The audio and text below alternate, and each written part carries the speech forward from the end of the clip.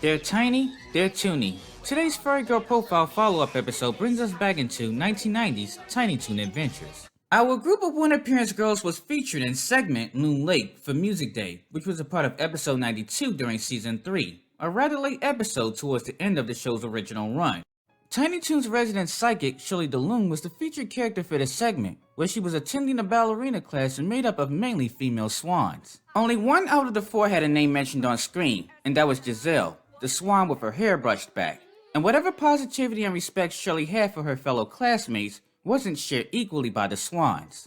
It was one day before the big dance recital. After the excited and enthusiastic Shirley changed her clothes and left the room, the girls began laughing at her and tearing into her from behind her back. Who does that ugly little mud hen think she is, associating with us swans? Personally, I don't think she's fit to dance on the same stage with us.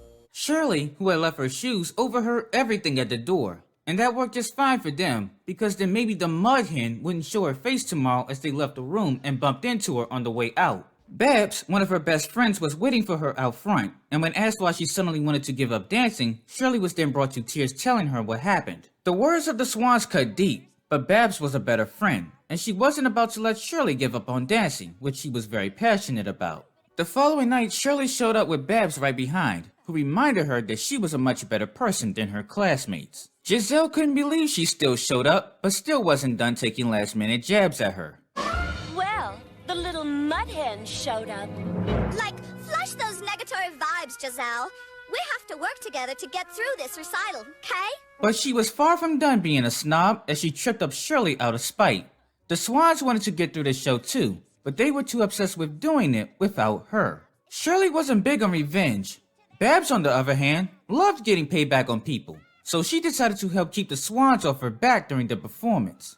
When the show started, it started off oddly smooth, just before Babs made her way above the stage with a bag full of goodies. Eventually, as predicted, the swans started scheming to make Shirley look bad, but when she managed to catch herself after almost being tripped up, Giselle became furious.